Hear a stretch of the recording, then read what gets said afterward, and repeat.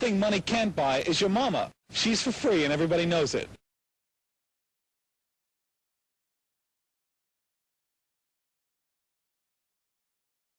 It's the 21st of March 2002.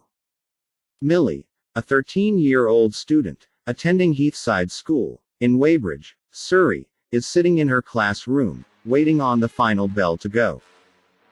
Then it sounds, transforming the quiet, and seemingly productive classroom, into a buzz of chatter, and excitement, as everyone heads for home.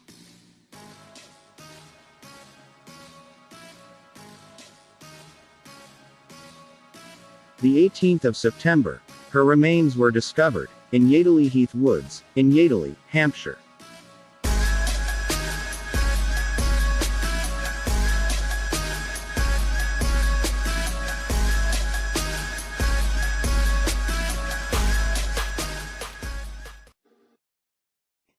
Milly was on her way home after leaving Heathside School, in Weybridge, Surrey.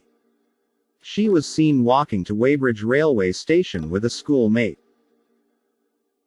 The girls then disembarked at Walton-on-Thames railway station, heading for the station cafe for a bite to eat.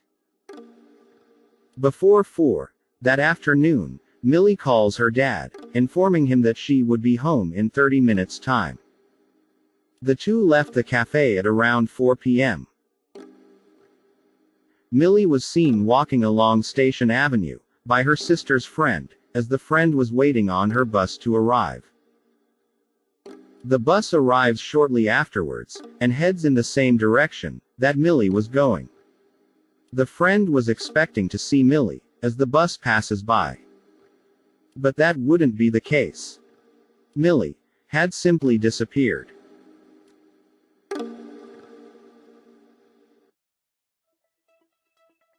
At around 7 p.m., Amanda was reported missing to the police. A search soon followed, with close to 100 officers partaking in the search. Her mom was hoping that Amanda had simply run away from home. Even though her mom couldn't think of a reason why Amanda would consider running away. The police believed that Milly wasn't taken by force. Despite many seeing Amanda before her disappearance, no one knew what happened to her. Police was hoping that someone witnessed the crime, and would eventually come forward with that information. But that didn't happen.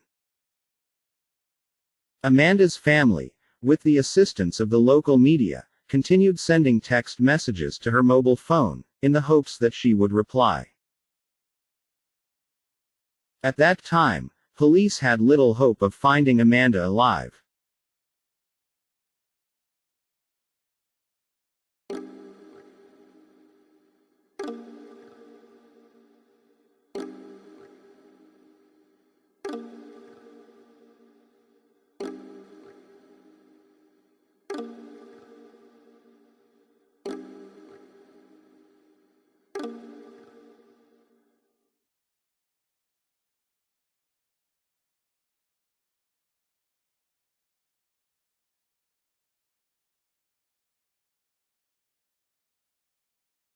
Due to decomposition, the cause of death could not be determined. The police then reclassified the case as a homicide, with the Surrey police conducting the investigation. Code named Operation Ruby.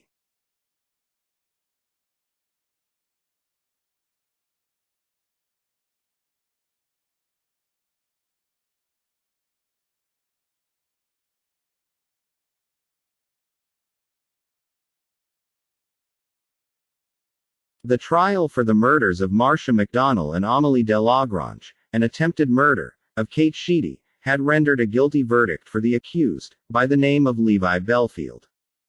He was handed 3 life sentences for those crimes. The police realized that Levi Bellfield was renting a flat in the same area Milly had disappeared. Also, on the day of Milly's disappearance, CCTV footage revealed a red car, heading in Milly's direction. And Levi Bellfield's partner, Emma Mills, owned a red Daewoo Nexia at that time. The evidence against Levi Bellfield centred on timings and distances between Walton Station and his flat. Milly Dowler was last seen on Station Avenue just after 4 p.m. by Catherine Lanes, a friend of her older sister. While sitting at the bus stop, Miss Lanes saw Milly on the other side, walking past the station car park. After boarding the bus, recorded at 16:10:05, Miss Lanes expected to pass Milly further up Station Avenue, but she was nowhere to be seen.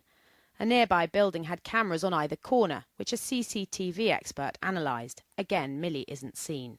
He concluded she could not have walked beyond the car park entrance or Copenhagen Way without being filmed. She disappeared somewhere within metres of Bellfield's flat.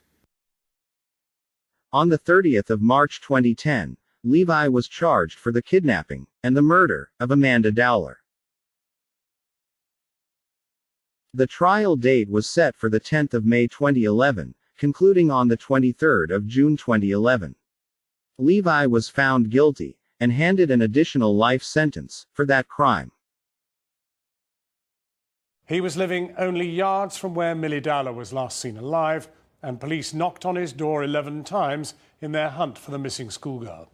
But it took 9 years and the murder of 2 more young women before Levi Bellfield was finally convicted today of Milly's killing. For her family, the trial turned out to be just as torturous as the long wait for justice. In court, Bellfield's lawyers implied their daughter's death was their fault. The Dowler family strongly criticized their treatment during the trial.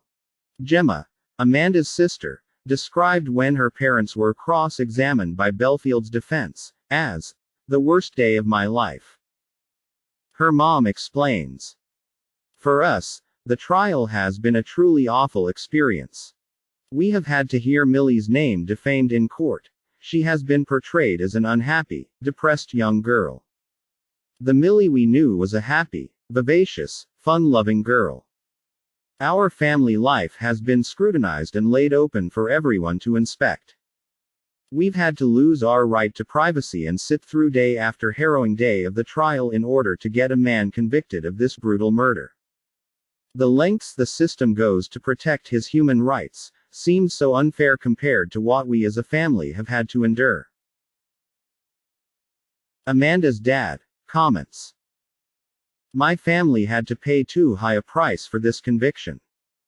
The trial has been a truly mentally scarring experience on an unimaginable scale. You had to have been there to truly understand. During our questioning, my wife and I both felt as if we were on trial. We despair of a justice system that is so loaded in favor of the perpetrator of the crime." Finally, in October 2002, on the day of her memorial, a charity called Milly's Fund was launched by her parents, Sally and Bob Dowler, to promote public safety, and in particular the safety of children and young people. Besides giving risk assessment advice to the youth and educators, it also includes a campaign, Teach Your Mum to Text. This was meant to encourage children and their parents to stay in touch with one another via text messaging. These guidelines included the use of commonly used SMS abbreviations, making communicating with their kids easier.